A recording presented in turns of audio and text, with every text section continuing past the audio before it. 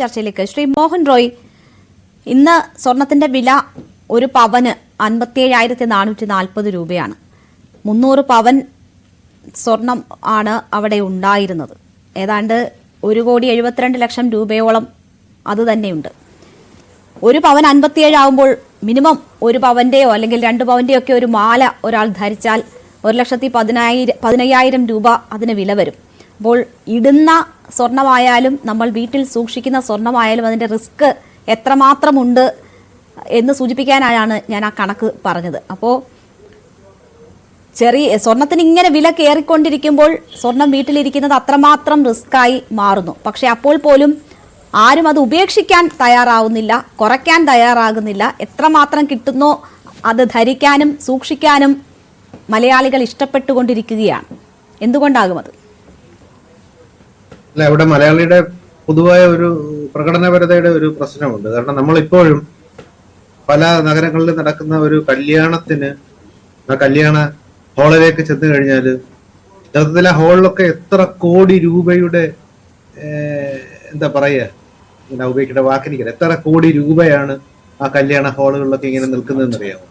ഈ കല്യാണ ഹാളുകളിൽ ഇതിന്റെ തലേന്ന് ഈ ബാങ്കുകളിൽ ഒരു രീതി നടക്കുന്നത്, അതായത് ലോക്കറെ കൊണ്ട് വെക്കുന്നു, തലേന്ന് പോയി എടുക്കുന്നു. അന്ന് രാവിലെ അല്ല ആരും പോയി എടുക്കുന്നത്.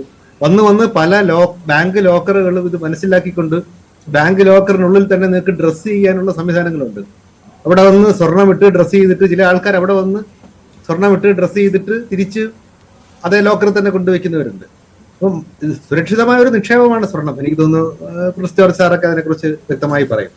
സുരക്ഷിതമായ നിക്ഷേപമാകുമ്പോഴും ഈ സുരക്ഷിതമായ നിക്ഷേപം എനിക്ക് ഇത്രയും ഉണ്ട് എന്ന് നമുക്ക് ആൾക്കാരെ കാണിക്കേണ്ട ഇത്രയും വലിയ ഒരു കാര്യം എന്തിനാണെന്നാണ് എനിക്ക് മനസ്സിലാവുന്നത്. അത് നമ്മുടെ ഒരു പ്രകടനപരതയുടെ കാര്യം. കാരണം ഇപ്പോഴും നമ്മളൊന്ന് ആലോചിച്ച് നോക്കാം, ചില കമ്പനികളുടെ പരസ്യങ്ങളുണ്ട്, അവർ പറയുന്നത് റോൾഡ് ഗോൾഡ് ഞങ്ങൾ ഇറക്കുന്നുണ്ട്. അപ്പൊ എന്താണ് റോൾഡ് ഗോൾഡ്? ഗോൾഡ് ഇല്ലെങ്കിൽ ഈ റോൾഡ് ഗോൾഡ് നമുക്ക് ഈ റോൾഡ് ഗോൾഡ് നിങ്ങൾ കഴുത്തിൽ അണിയുമ്പോൾ തന്നെ ഒരു റിസ്ക് ആണെന്നുള്ളത് നിങ്ങൾ മനസ്സിലാക്കാത്തത് എന്താണ്? പിന്നെ എല്ലാവരും പണ്ട് പറയാറുണ്ട്, ഈ പുരുഷന്മാരുടെ കയ്യിലും കഴുത്തിലും ഒക്കെ ഒരു ആഭരണം ഉണ്ടെങ്കിൽ അത് നമുക്കൊരു ഡെപ്പോസിറ്റ് ആണ്, എവിടെ വേണമെങ്കിലും ഒരു അപകടത്തിലല്ലോ. അതിന് നമുക്ക് ക്രെഡിറ്റ് കാർഡുകളുണ്ടല്ലോ, ഇപ്പോൾ ഗൂഗിൾ പേ ഉണ്ടല്ലോ.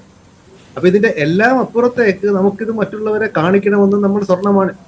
ഞാൻ പൊതുവെ അതിലൊരു ലിംഗവിവേചനം ദയവായി കാണിക്കുന്നെങ്കിൽ എന്നോട് ക്ഷമിക്കുക. പൊതുവെ നമ്മളൊരു കല്യാണത്തിനൊക്കെ ചെന്ന് കഴിഞ്ഞാൽ എന്താ പല ആൾക്കാർ സംസാരിക്കുമ്പോൾ ചില ആൾക്കാരെങ്കിലും സംസാരിക്കുന്നത് സ്വർണം എത്രയാണ്, എത്ര ഇട്ടിട്ടുണ്ട് എന്നുള്ള കാര്യങ്ങളിലും ഈ സ്വർണത്തിന്റെ അടിസ്ഥാനത്തിൽ ആൾക്കാരെ വിലയിരുത്തുന്നതും പല കല്യാണങ്ങൾ നടക്കുമ്പോൾ ഇപ്പോഴും പല കല്യാണങ്ങളും നടന്ന് വീടുകളിലേക്ക് എത്തിക്കഴിയുമ്പോൾ വീട്ടിലെ മുതിർന്നവർ ചോദിക്കുന്നത് പെൺകുട്ടിക്ക് സ്വർണമൊക്കെ ഉണ്ടായിരുന്നു എന്നും ആ ഫോട്ടോ എടുത്ത് കാണിക്കാനുമാണ്. ഭാഗ്യവശാൽ ചെറുപ്പക്കാരുടെ ഇടയിലൊക്കെ അതിൽ കുറച്ച് വ്യത്യാസമൊക്കെ വന്നിട്ടുണ്ട്. പിന്നെ കേരളത്തില് ഇപ്പൊ നടക്കുന്ന കല്യാണങ്ങളുടെ കണക്കുകളും വെച്ചൊക്കെ നോക്കിക്കഴിഞ്ഞാൽ പൊതുവെ കല്യാണങ്ങൾ തന്നെ കുറഞ്ഞിരിക്കുന്നു. അപ്പൊ ആ ഒരു കാര്യം മാത്രമായിരിക്കും. പക്ഷെ സുരക്ഷിത നിക്ഷേപം എന്ന രീതിയിൽ നിങ്ങൾ സ്വർണം വാങ്ങിക്കുമ്പോഴും ദയവായി നിങ്ങൾ ഇത് തനിക്ക് സ്വർണ്ണമുണ്ട്, തന്റെ കയ്യിൽ സമ്പാദ്യമുണ്ടെന്ന് നാട്ടുകാരെ കാണിക്കേണ്ട ഒരു ആവശ്യം നമുക്കുണ്ട്. എനിക്ക് അസറ്റ് മാനേജ്മെന്റ് ഒക്കെ കൃത്യമായി നടത്തുന്ന ലിക്വിഡ് അസറ്റ് ഉണ്ട്, സോളിഡ് അസറ്റ് ഉണ്ട്. ആ അസറ്റുകളെല്ലാം കൂടി നിങ്ങൾക്ക് എത്ര വീടുണ്ടെന്ന്, നിങ്ങൾ ഏത് കാറിലാണ് വന്നത് നിങ്ങൾ എഴുതി സൂക്ഷിക്കുമോ? പിന്നെ എന്തിനാണ് നിങ്ങളിത് കാണിക്കുന്നത് എന്നുള്ളത് ഓരോ മലയാളിയും ചോദിക്കേണ്ടതാണ്. ഉത്തരം